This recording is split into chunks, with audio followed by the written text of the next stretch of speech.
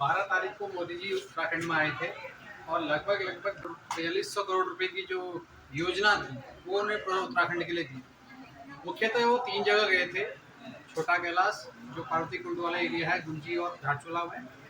दूसरा जागेश्वर धाम मंदिर जो पवित्र धाम माना जाता है शिव जी के लिए। और तीसरा था पिथौरागढ़ में जो उन्होंने घोषणा की थी और एक छोटा सा संवाद किया था लोगों के बीच में।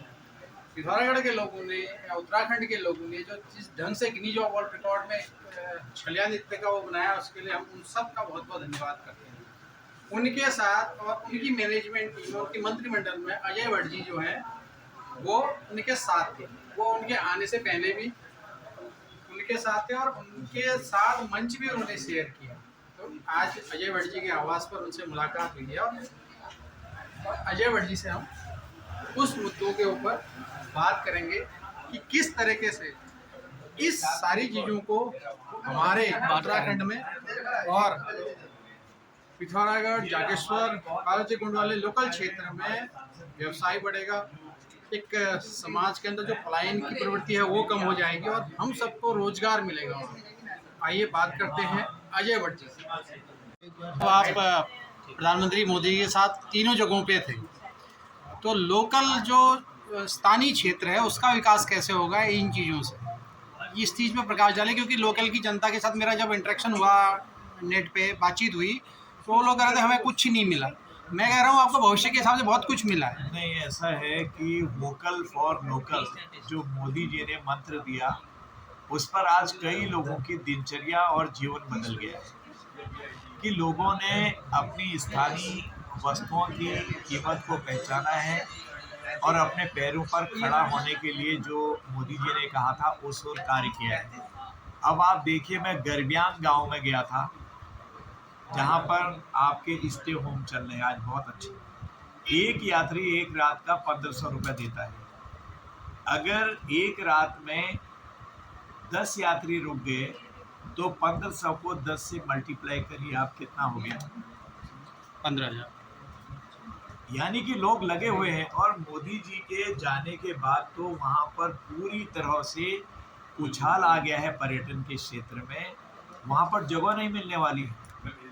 मैंने अपने माननीय मुख्यमंत्री जी से भी कहा है, जल्दी गुंजी में या कहीं ऊपर की साइड को जहाँ हमारा माता पार्वती जी का कुंड है और जहाँ पर आदि कैलाश है, वही जगह ऐसी मिले जहाँ हम एक आने जाने के लिए लोगों को कोई कैफ़े खोल दें, ऑक्सीजन की कमी हो तो ऑक्सीजन के सिलेंडर छोटे वाले रख दें, या कई चीज़ों में। और हमारी जो चीज़ें वहाँ पैदावार होती हैं, एक से एक अच्छी चीज़ें पैदावार। मुझे इतनी गुठली जैसी लकड़ियों की गुठली जैसी लोगों ने वहाँ दी। जो चाय है वहाँ की, उबालेंगे उसको 3 दिन तक उबाल के पी सकते हैं। जैसे आज हमने बनाई और वो गुठली निकाल के कटोरे में रख दी, कल सुबह फिर बना ली। जितनी बार पिए 3 या 4 बार उसे उबाल सकते हैं, इतनी है।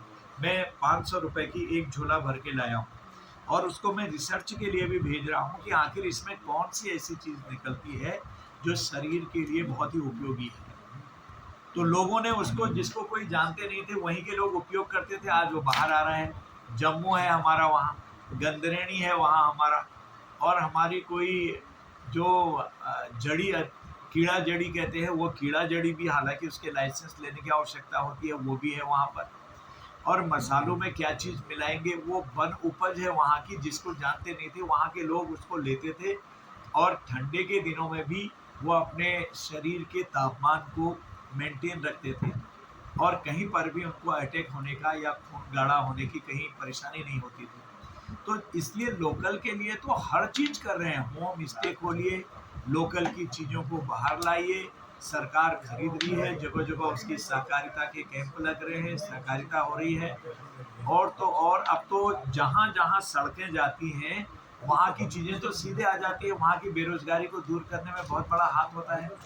अब तो वाइब्रेंट विलेज हमने बना दिए हैं। मैं आपकी जानकारी के लिए आपको बताता हूँ कि वाइब्रेंट विलेज में इस समय हमने करीब करीब 662 गाँव का चयन किया है, जो बॉर्डर इलाके पर लगे हमारे। चीन है, पाकिस्तान है, नेपाल है, कई जगह हमारे जगह जगह के बॉर्डर इलाके हैं। और चाइना बॉर्डर जिसे कहते हैं हम, वहाँ तो पहले से कोई जाता ही नहीं था। हमारी पुरानी सरकारों ने तो सड़कें ही नहीं बनाई कि कोई और आ जाएगा वो फायदा ले लेगा। ये कौन सा तर्क है भाई? वहाँ हमारे लोग रह रहे हैं, हमारे देश के लोग हैं, वो एक किस्म से सीमा के प्रहरी हैं। उनको एजुकेशन चाहिए, उनको अच्छी मेडिकल फैसिलिटी चाहिए, उनको कनेक्टिविटी चाहिए, उनको वहाँ पर अपने जो लोकल उत्पाद होते हैं उनको बाहर बेचने के लिए बाजार चाहिए। आपने ध्यान ही नहीं दिया। इस समय हमारे उत्तराखंड में 51 गांव हैं जिनको हमने वाइब्रेंट विलेजेस में चुना हुआ है, जिसमें से उत्तरकाशी में 10, चमोली में 14, पिथौरागढ़ में 27 और अधिकांश हमारे धारचूला के जो विकास खंड है उसमें है। तो इस प्रकार से यहाँ पर हम क्या क्या देने वाले हैं? बिजली देंगे, पानी देंगे, कनेक्टिविटी देंगे, इंटरनेट देंगे। इंटरनेट जहाँ है वहाँ विकास ही विकास है। चाहे वहाँ NHAI भारतमाला जैसे भी सड़क जाए वो देंगे। तो इस तरह से अच्छे स्कूल वहीं होंगे, अच्छे अस्पताल वहीं होंगे, कनेक्टिविटी बच्चों को वहीं मिल जाएगी, स्टे होम वहाँ पर होम स्टे बनाएंगे, रोजगार वहीं मिलने लगेगा। आदमी बर्तन मलने के लिए क्यों इधर उधर शहरों में भटकेगा? तो इसलिए जो हमने इस समय वाइब्रेंट विलेज माननीय प्रधानमंत्री जी ने घोषित किए हैं और उसके लिए बजट भी दे दिया बहुत बड़ा। तो इससे तो कायाकल्प होने वाला है और दूर दराज के गांव में एक बहुत बड़ी क्रांति आने वाली है। शहर और गांव में कोई अंतर नहीं रहने वाला है। ये मोदी जी का दिमाग है। और हमारे गृह मंत्री जी ने तो कह दिया कि तुरंत इस पर काम करें। मैं एक कहीं पर उनका पढ़ रहा था, उन्होंने जो कहा है अभी और आदेश भी जारी करा है, मेरे हाथ पर भी है ये। पर्यटन, रोजगार निर्माण के अवसर, कृषि, हस्तकला, सहकारिता, इनके जो 100% केंद्र हैं और सरकारी योजनाएं, इसका लाभ वाइब्रेंट विलेजेस को तुरंत दें। बाकायदा शासनादेश कर दिया गया है। जो मोदी जी ने कहा उस पर हमारे गृह मंत्री जी ने अमल शुरू कर दिया है। तो